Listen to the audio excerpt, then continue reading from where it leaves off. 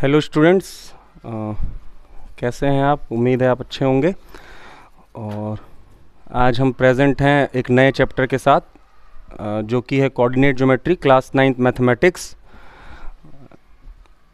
तो इसके बारे में हम जानेंगे कि कोऑर्डिनेट ज्योमेट्री से रिलेटेड जितनी भी बातें हैं, जो भी बेसिक्स हैं, उस पे आज हमारा फोकस रहेगा।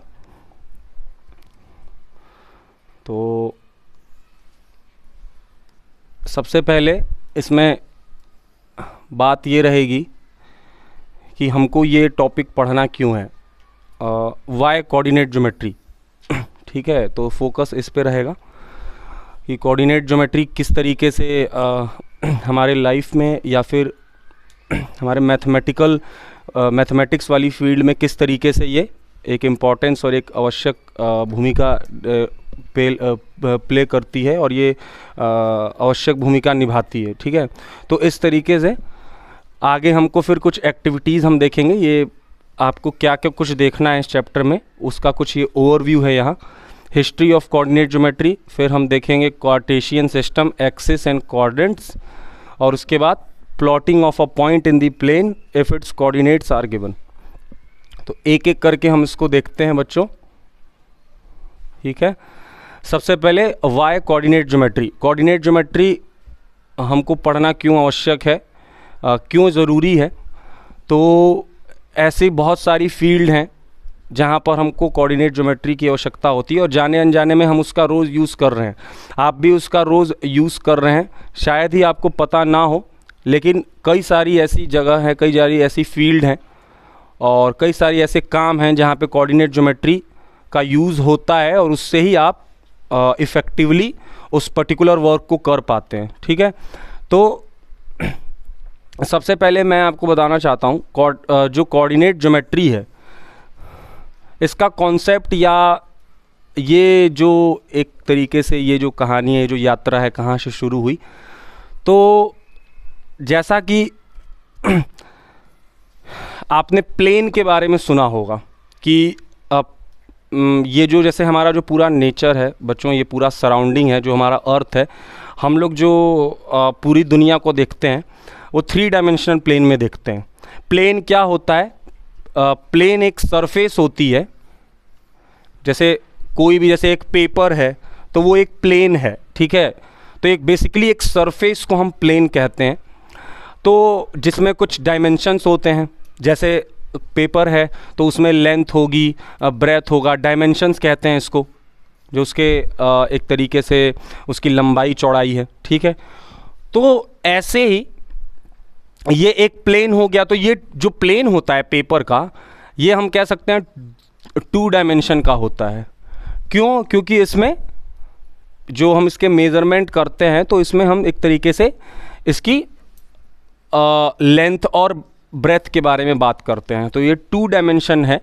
लेकिन हम जो अपना पूरा सराउंडिंग, आसपास की पूरी दुनिया देखते हैं तो वो 3 डायमेंशनल प्लेन है, क्योंकि उसमें लेंथ ब्रेथ के साथ हाइट का भी इंट्रोडक्शन होता है। ठीक है, तो ये तो कुछ ऐसी बेसिक बातें हैं जो शायद आपको पता भी हो, ना भी पता हो, तो इसका हमने इसकी एक चर्चा कर दी। अब जानना ये है कि जो कोऑर्डिनेट ज्योमेट्री का यूज़ कहाँ कहाँ है, कहाँ कहाँ हम इसका यूज़ करते हैं और कैसे ये हमारे लाइफ में एक बेसिक और एक इम्पॉर्टेंस रखता है। ठीक है, सबसे पहले लोकेट पॉइंट्स ऑन पेपर। कोई भी पर्टिकुलर पॉइंट के बारे में आपको उसकी जानकारी जाननी है या पर्टिकुलर पॉइंट के बारे में आपको डिटेल जाननी है, उसको लोकेट करना है, तो ये वहाँ पर यूज़ होता है। जैसे आप देखते हो बच्चों, आजकल काफ़ी कॉमन हो गया है कि हम किसी भी पर्टिकुलर कोई भी ऑब्जेक्ट है तो हम उसका जीपीएस सिस्टम से उसकी पर्टिकुलर एकदम एग्जैक्ट लोकेशन जान लेते हैं। आपने नाम सुना होगा जीपीएस का, जो कि है ग्लोबल पोजीशनिंग सिस्टम। ठीक है, जीपीएस का जो फुल फॉर्म होता है वो ग्लोबल पोजीशनिंग सिस्टम। तो जीपीएस में हम किसी भी पर्टिकुलर ऑब्जेक्ट की एग्जैक्ट लोकेशन जान जाते हैं कि वो कहाँ है। आप काफ़ी आप यूज्ड टू होंगे, आप मैप्स का यूज़ करते हैं। कहीं भी आपको जाना होता है, आप किसी नई जगह जाते हैं तो आप मैप का यूज़ करते हैं कि पर्टिकुलर लोकेशन कहाँ है, उस जगह की लोकेशन कहाँ है। तो आपको बता देना चाहता हूं बच्चों, ये जो पूरा सिस्टम काम करता है ये कोऑर्डिनेट ज्योमेट्री के सिस्टम पर ही ये पूरा वर्क होता है। पर्टिकुलर किसी भी जगह कहीं भी लोकेशन के बारे में हमको जानकारी अगर लेनी होती है मैप के थ्रू, तो ये सब जीपीएस कोऑर्डिनेट्स, ये सब कोऑर्डिनेट ज्योमेट्री के ही फील्ड से रिलेट रखता है और उसके हेल्प से ही हम ये सब कर पाते हैं। ठीक है, फिर हम उसके बाद जैसे आपने अपनी सोशल स्टडीज़ ज्योग्राफीज़ में पढ़ा होगा कि लॉन्गिट्यूड और लैटिट्यूड जो होता है एक्सिस होती है, जिसमें आप जैसे हिंदी में जानते हैं देशांतर रेखाएं जो होती हैं, जैसे लॉन्गिट्यूडनल होता है, लॉन्गिट्यूड होता है और लैटिट्यूड होता है। तो वहाँ पर भी हम कोऑर्डिनेट जैसे अब जैसे होता है कि 23.5 डिग्री नॉर्थ हो गया, नॉर्थ ईस्ट में है, तो ये सब भी जो पूरा सिस्टम है पर्टिकुलर किसी भी पॉइंट का हम जानते हैं, तो ये सब भी कोऑर्डिनेट ज्योमेट्री के अंतर्गत ही आता है। तो अब आपको कुछ ना कुछ आइडिया लग रहा होगा बच्चों की कोऑर्डिनेट ज्योमेट्री कितना एक वैल्यूएबल रोल प्ले करती है हमारी लाइफ में। Maps are based on coordinate geometry as I discuss. Construction field, ठीक है, कंस्ट्रक्शन फील्ड में भी आप जानते होंगे कि जो इंजीनियर्स जो मैप बनाते हैं किसी भी कोई भी घर है तो उसका जो मैप वगैरह बनता है, तो वहाँ पर भी काफ़ी यूज़ होता है कि कितना लेंथ है पर्टिकुलर प्लॉट का, कितना लेंथ है, कितना ब्रेथ है, कहाँ पर कौन सा पिलर हो गया, फ्रेम हो गया, छत कितने पर्टिकुलर एक्सिस पर, या फिर कितने डायरेक्शन में, जैसे मान लो कोई मेन पिलर है उससे हटकर कोई दूसरी दीवार खड़ी करनी है तो कितनी दूरी पर हम वो नई दीवार को उठाएंगे। तो ये काफ़ी यूज़ है कोऑर्डिनेट ज्योमेट्री का कंस्ट्रक्शन लाइन में भी। प्लॉट ग्राफ्स इन फाइनेंस आप देखते होंगे, रोज़ आप कभी न्यूज़ देखते होंगे तो शेयर मार्केट के बारे में आप न्यूज़ देखते होंगे, तो वहाँ पे आप देखते हैं कि आप सुनते होंगे ज़रूर कि शेयर किसी पर्टिकुलर कंपनी के शेयर उठ गए, नीचे डाउन हो गए, डिक्रीज़ हो गए। तो वहाँ पर भी जो ग्राफ सिस्टम पूरा बनता है, ग्राफ से हम शो करते हैं, तो ये भी कोऑर्डिनेट ज्योमेट्री का ही यूज़ से ग्राफ बनाए जाते हैं। वेरियस सब्जेक्ट जैसे एस्ट्रोफिजिक्स, केमिस्ट्री, मॉलिक्यूल्स, तो वहाँ पर भी कोऑर्डिनेट ज्योमेट्री का काफ़ी यूज़ है। एयरप्लेन नेविगेशन, जैसे आप जानते हैं एरोप्लेन जब उड़ता है या फिर उसको जब अपने लोकेशन पर जाना होता है तो वहाँ पर भी कोऑर्डिनेट ज्योमेट्री का काफ़ी यूज़ है कि पर्टिकुलर उस एरोप्लेन की, जैसे ट्रैफिक कंट्रोल सिस्टम होता है जिसे TCS कहते हैं, तो वहाँ पर भी एयर ट्रैफिक कंट्रोल आपने सुना होगा, ATC एयर ट्रैफिक कंट्रोल। तो वहाँ क्या होता है, ये एयर ट्रैफिक कंट्रोल क्या होता है, हर एक सेकंड की, हर एक चप्पे चप्पे की खबर जो पायलट होता है एरोप्लेन में, वो हर समय की खबर ATC एयर ट्रैफिक कंट्रोल को देता रहता है। और एयर ट्रैफिक कंट्रोल को ये मालूम होता है कि ये पर्टिकुलर प्लेन किस पॉइंट पर है, मतलब एक मतलब एकदम इसकी एग्जैक्ट लोकेशन ATC को मालूम होती है। तो वो कैसे पता चल रहा है कि वो प्लेन एक्चुअली कहाँ है। ठीक है, मान लो अगर दिल्ली से लंदन जाना है प्लेन, तो अब लंदन पहुंचने में कितनी दूरी है, पर्टिकुलर उसकी नॉर्थ में कितना है, वो साउथ में कितना है, पर्टिकुलर उसकी पोजीशन कितनी है, एग्जैक्ट पोजीशन, लैटिट्यूड और लॉन्गिट्यूडनल पोजीशन उसकी हम जान जाते हैं। तो ये सब कुछ कोऑर्डिनेट ज्योमेट्री की वजह से पॉसिबल हो पाता है। तो अब इतने डिस्कशन के बाद ज़रूर आपको आइडिया लग गया होगा कि कोऑर्डिनेट ज्योमेट्री कितनी ज़रूरी है, क्यों हमको इसको पढ़ना चाहिए और ये कितना इंपॉर्टेंट रोल प्ले करती है हमारी लाइफ में, डे टू डे लाइफ में, रोज़ की लाइफ में हम इसका काफ़ी यूज़ कर रहे हैं, डायरेक्टली इनडायरेक्टली, या वो आपके नॉलेज में हो या ना हो। ठीक है, और भी देख लीजिए, create animations and video games. जो एनिमेशन और वीडियो गेम्स बनाए जा रहे हैं ये भी कोऑर्डिनेट ज्योमेट्री का यूज़ करके ही, उसमें पर्टिकुलर जैसे प्रोग्रामिंग है, कोई नया गेम या एनिमेशन बनाता है, कोई भी प्रोग्रामर है या फिर कोई भी व्यक्ति बना रहा है, तो वो पर्टिकुलर कुछ भी उसको सेट करना है कि जैसे मान लो गेम ही बन रहा है, तो वो कैरेक्टर जब कोई भी यूज़र इसको यूज़ करेगा तो वो पर्टिकुलर कैरेक्टर कहाँ रहेगा, उस पोजीशन कहाँ, उसकी पोजीशन कैसे डिसाइड करनी है। जैसे मान लो कोई भी गेम है, उस गेम में आइलैंड आना है, या कुछ समय के बाद आगे जाओ तो मान लो वाटर है या फिर समुद्र आ जाता है। तो ये कहीं ना कहीं जब प्रोग्रामर ये गेम बनाएगा तो उसको फिक्स करना पड़ेगा ना कि कैरेक्टर कितनी दूरी पे पहुंचेगा तो वो वाटर बॉडी आएगी। तो कहीं ना कहीं पूरा लेंथ ब्रेथ पोजीशनिंग पर्टिकुलर वो चीज़ किस पॉइंट पर होगी, ये सब कुछ डिसाइड कैसे हो पा रहा है, कोऑर्डिनेट ज्योमेट्री की हेल्प से ही।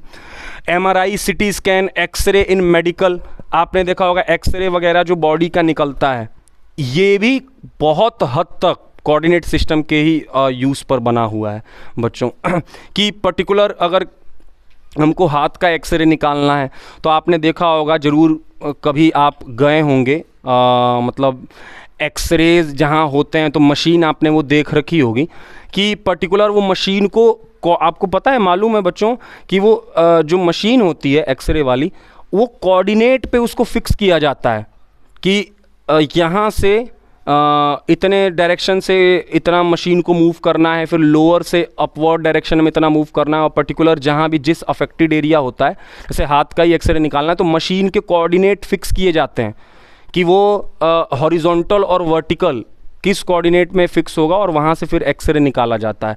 तो वहाँ पर भी काफ़ी यूज़ है। In other word we can say that coordinate geometry is useful in various field of our routine life. तो ये तो है ही बच्चों। Situations from our routine life, तो जैसा अभी हमने देखा कि कोऑर्डिनेट ज्योमेट्री हमारे डे टू डे और रूटीन लाइफ में काफ़ी एक इम्पॉर्टेंस रखती है। तो रूटीन लाइफ में की कुछ सिचुएशंस के बारे में यहाँ डिस्कशन है कि कोई एक आध सिनेरियो और एक आध सिचुएशंस को उठाया गया है डे टू डे लाइफ से, और कैसे कोऑर्डिनेट ज्योमेट्री उस हमारा डे टू डे लाइफ में एनकाउंटर होती है, उस एक आध सिचुएशंस के बारे में यहाँ डिस्कशन है। तो उसको ज़रा देख लेंगे तो आपको और भी क्लियर होगा कि कैसे इसका इंटरकनेक्शन है हमारे day to day routine life में। तो सबसे पहले इन दी एडजॉइनिंग फिगर इसको देख लेते हैं। First case, there is a main road.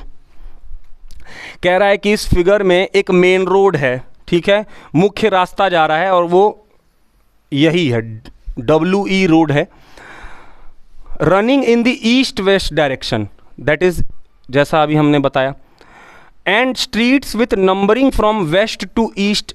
ये एक मुख्य रास्ता है किसी शहर का और ईस्ट से वेस्ट या वेस्ट से ईस्ट के बीच का एक ये रास्ता है, और वेस्ट से ईस्ट ये स्ट्रीट्स दी हैं, मतलब फिर ये इससे और छोटे छोटे रास्ते निकले हुए हैं, ठीक।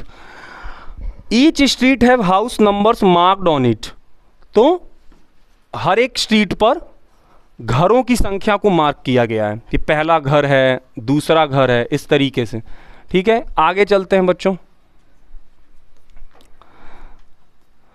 तो ये एक सिचुएशन है, देखो सुन लीजिए यहां से क्या पता चला।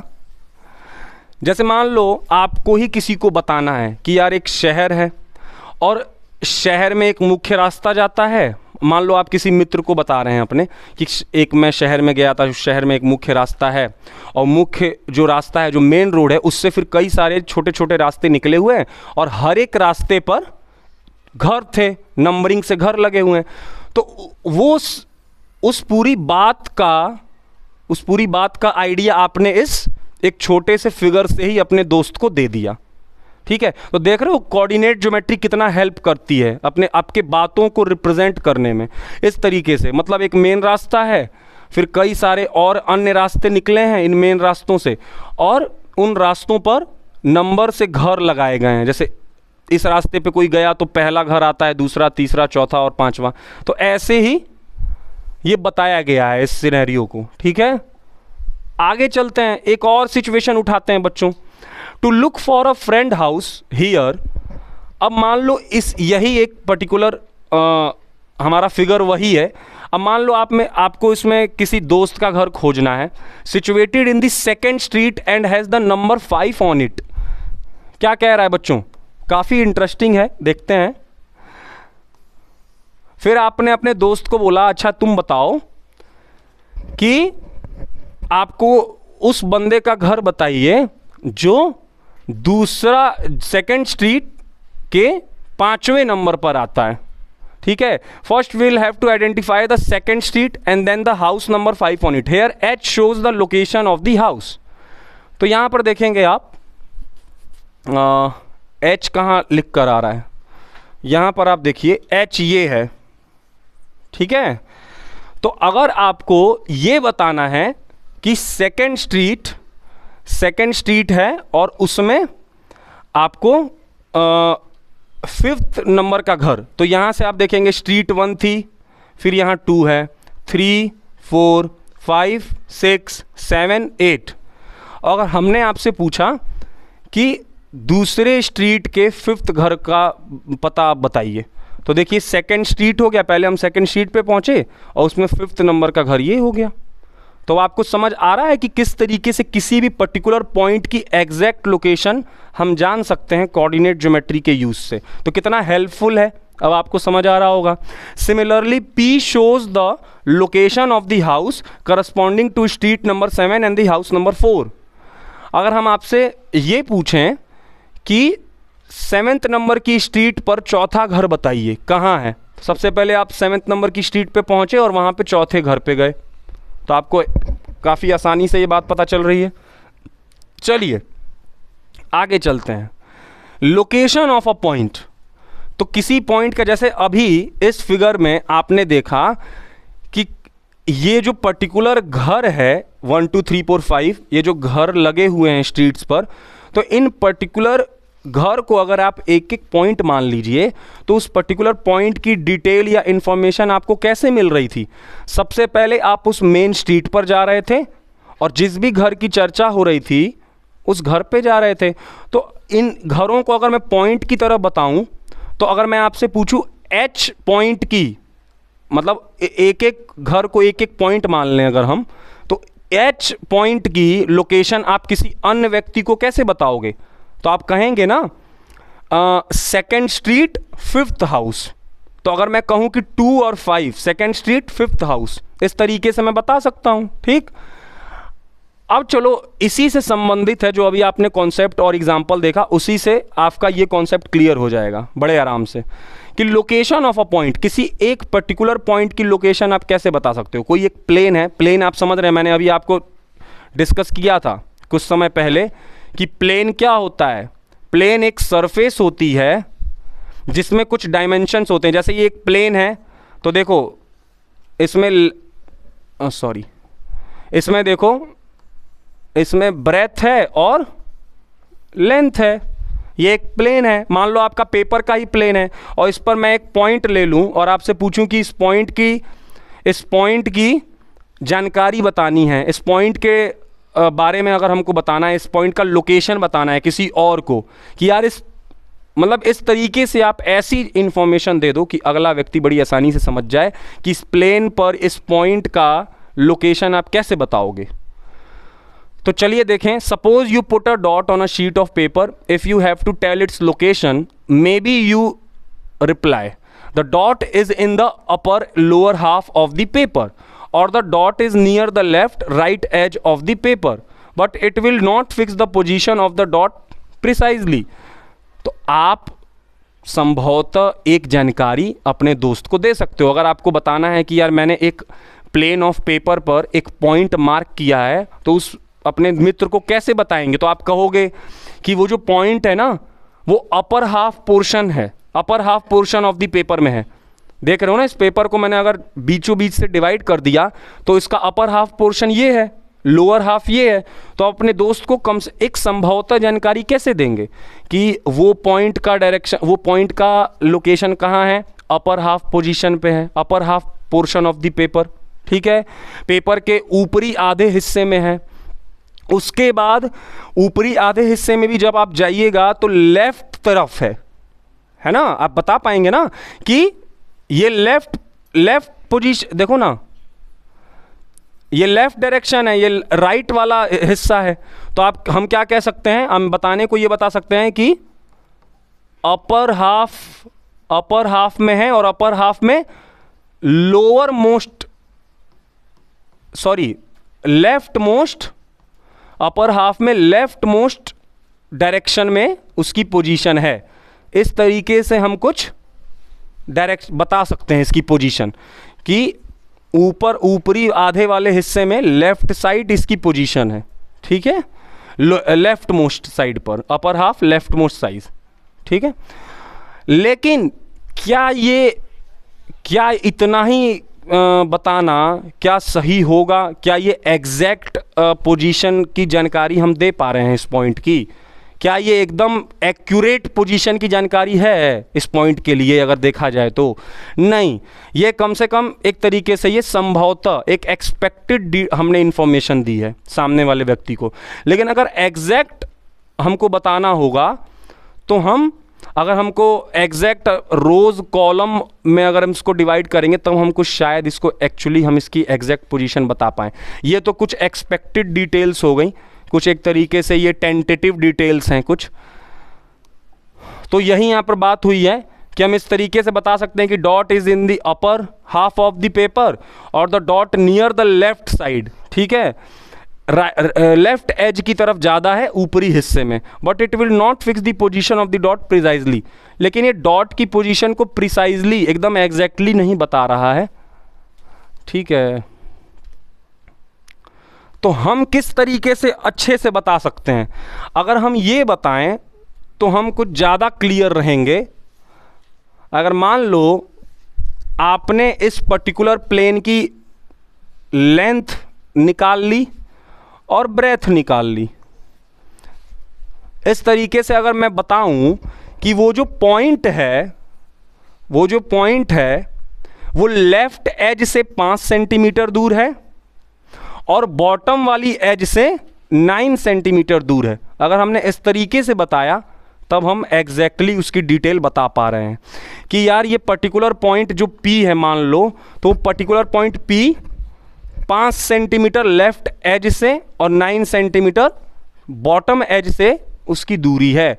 लेकिन अभी भी दिक्कत ये है कि 5 सेंट वो तो यहाँ पर भी हो सकता है और वो तो यहाँ से भी हो सकता है। इस तरीके से देखो, फिक्स तो चलो ठीक है, ये 5 सेंटीमीटर हो गया, 9 सेंटीमीटर हो गया, लेकिन हम क्लियरली जैसे यहाँ से जैसे ये है अपर साइड वाले एज से उसकी दूरी कितनी है, तो इसके लिए हमको पूरी लेंथ मालूम होनी चाहिए। साथ ही साथ आपको लेंथ, इस प्लेन की लेंथ और ब्रेथ का भी पता होना चाहिए, तब आप इस ऊपर वाले पोजीशन की, ऊपर वाले लेंथ के बारे में बता सकते हैं। तो ये कुछ क्लियरली इन्फॉर्मेशन दे रहा है बच्चों। इससे पहले वाले में क्लियर इन्फॉर्मेशन इतनी नहीं पता चल रही थी। ये कहना सही नहीं होगा कि आधा कर लो, अब नीचे वाले आधे हिस्से में राइट साइड में वो पड़ रहा है, चाहे ऊपर वाले में लेफ़्ट या राइट साइड में पड़ रहा है, ये कहना कुछ ज़्यादा सही नहीं होगा।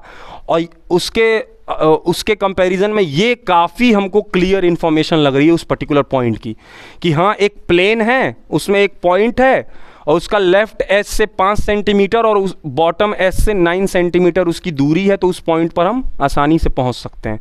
और यही होता है किसी पॉइंट का कोऑर्डिनेट बताना बच्चों। समझ आ रही है? जो अभी हम तब से बता रहे थे कि कोऑर्डिनेट हम किसी पॉइंट के लिए बता सकते हैं, इन्हीं को बोलते हैं कोऑर्डिनेट्स। इस पॉइंट की एग्जैक्ट हमने पोजीशन बता दी, ठीक, कि हाँ dot is nearly 5 centimetre away from the left edge of the paper and at distance of 9 centimeter from the bottom line of the paper। तो इस तरीके से हम क्लियरली किसी भी पॉइंट के कोऑर्डिनेट्स बता सकते हैं, ठीक है। चलिए, एक्टिविटी फ्रॉम रूटीन लाइफ, एक एक्टिविटी यहां पर दे रखी है, इसको जरा देख लीजिए। To make it more interesting we may perform the following classroom activity as seating plan. एक टीचर ने सिटिंग प्लान लगाया हुआ है अपनी क्लासरूम के लिए कि बच्चों को कैसे बैठाएगा।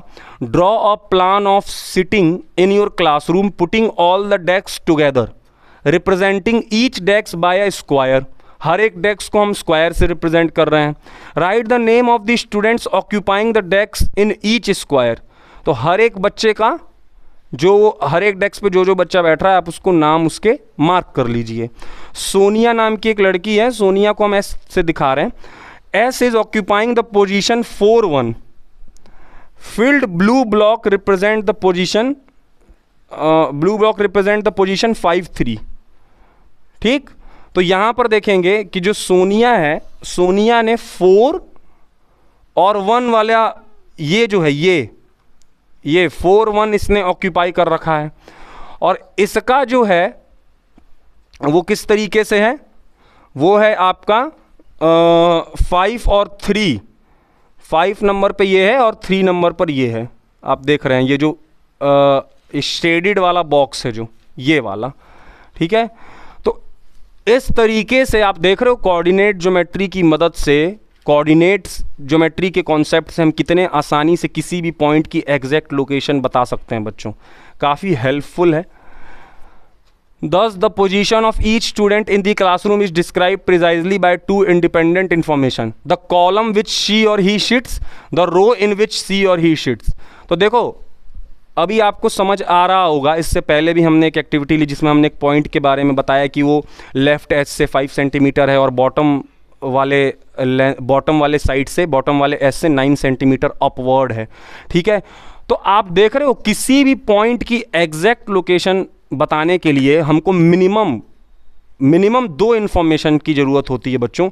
एक उसका हॉरिजॉन्टल वे में, हॉरिजॉन्टली लेंथ में उसकी पोजीशन क्या है और वर्टिकल में उसकी पोजीशन क्या है। जैसे ठीक अगर मैं बात करूं क्लासरूम एक्टिविटी वाली, तो क्लासरूम में कोई भी बच्चा कहाँ बैठ रहा है इसकी एग्जैक्ट जानकारी किसी को जाननी हो तो हमको यहाँ मिनिमम 2 इन्फॉर्मेशन की रिक्वायरमेंट है। कौन कौन सी?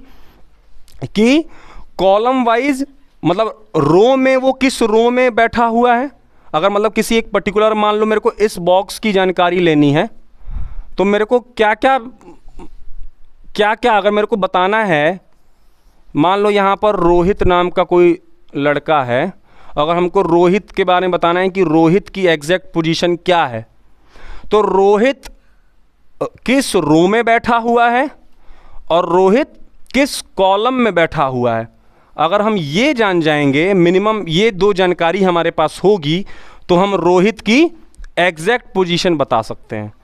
तो अब आपको समझ आ रहा होगा कि कार्टेशियन प्लेन में या कोई भी प्लेन में किसी भी पॉइंट की एग्जैक्ट लोकेशन बताने के लिए हमको मिनिमम 2 इन्फॉर्मेशन की रिक्वायरमेंट होती है। कॉलम वाइज और रो वाइज उस पॉइंट का लोकेशन क्या है, कॉलम वाइज वो कितनी दूरी पर है और रो वाइज उसका क्या पोजीशन है। अगर ये डायरेक्शन ये दोनों इन्फॉर्मेशन हमारे पास होगी तो उन पॉइंट का पर्टिकुलर पोजीशन जान सकते हैं, ठीक है। तो यहाँ पर रोहित का क्या निकल कर आएगा, यहाँ पर रोहित के लिए निकल कर आएगा 6 कि ये किस तरीके से है, 6th नंबर की आपके पास कॉलम है और यहाँ पर रो भी आपकी 6 है और कॉलम नंबर भी 6 है। इस तरीके से आप बता सकते हो। तो यहीं पर वो 2 बातें लिखी हुई हैं कि आप किसी भी पोजीशन, हर एक स्टूडेंट की पोजीशन आप आसानी से बता सकते हैं अगर आपके पास 2 इंडिपेंडेंट इंफॉर्मेशन होंगी कि वो किस कॉलम में बैठा है, और वो किस रो में बैठा है। The column in which she or he sits, the row in which she or he seats. तो मिनिमम आपको 2 इन्फॉर्मेशन चाहिए होती है किसी भी पर्टिकुलर प्लेन में, किसी भी पर्टिकुलर पॉइंट की एग्जैक्ट लोकेशन बताने के लिए। और यहाँ पर क्लासरूम में किसी भी बच्चे की एग्जैक्ट लोकेशन हम कैसे बता पा रहे हैं कि वो पर्टिकुलर बच्चा किस कॉलम में बैठा है और किस रो में बैठा है। चलिए, from the above situation activity we can conclude that the position of any object line in a plane can be presented with the help of 2 perpendicular line. This idea gave rise to a very important branch of mathematics known as coordinate geometry. तो हमने इस पर above सारी situation से क्या निष्कर्ष निकाला, क्या कंक्लूजन पर हम पहुँचे कि किसी भी पर्टिकुलर पॉइंट की हमको अगर लोकेशन बतानी है तो हम 2 परपेंडिकुलर लाइन से हम उसकी एग्जैक्ट लोकेशन बता सकते हैं। कौन कौन सी लाइन होंगी हमने बताया, रो और कॉलम में देखेंगे। किसी भी ऑब्जेक्ट की एग्जैक्ट पोजीशन हम कैसे बता सकते हैं, 2 परपेंडिकुलर लाइन से, जैसा कि हम यहां बता रहे थे। कॉलम वाइज जो लाइन होती है उसको बोलते हैं वर्टिकल लाइन। 2 परपेंडिकुलर लाइंस की मदद से हम किसी भी पर्टिकुलर ऑब्जेक्ट या पॉइंट की एग्जैक्ट पोजीशन बता सकते हैं। तो कॉलम वाइज हमारे लिए होती हैं वर्टिकल लाइन, और रो में जो चलती हैं उनको क्या कहते हैं, हॉरिजॉन्टल लाइंस। हॉरिजॉन्टल लाइंस, और ये दोनों लाइंस परपेंडिकुलर होती हैं एक दूसरे की, ठीक है। तो अगर मेरे को मान लो इस पर्टिकुलर पॉइंट की बतानी है लोकेशन, तो यहाँ से मैं दूंगा 1 2 3 और यहाँ पर हमने दिया 1 2 3। तो इस पर्टिकुलर पॉइंट की पोजीशन हम कैसे बताएंगे? 2 और 2 है। देखो सबसे पहले हम वर्टिकल वाली देखते हैं और फिर रो वाली देखते हैं। तो इस तरीके से आपको देखना है सबसे पहले कि 2 यहाँ से हम पहुँचे, 2 इतनी दूरी से हम देखो 2 पहुँचे और यहाँ से भी हम 2 पहुँचे। तो इसकी जो पोजीशन है हमारे लिए 2 2 निकल कर आ रही है। मतलब हम सबसे पहले यहाँ से हॉरिजॉन्टल देखते हैं और फिर वर्टिकल हम देखते हैं, ठीक। इस तरीके से आपको देखना है। और इसी आइडिया से मैथमेटिक्स की एक बहुत इम्पॉर्टेंट और वैल्यूएबल ब्रांच की प्रोडक्शन हुआ, उसका उत्पत्ति हुई, जिसको हम बोलते हैं कोऑर्डिनेट ज्योमेट्री, ठीक है।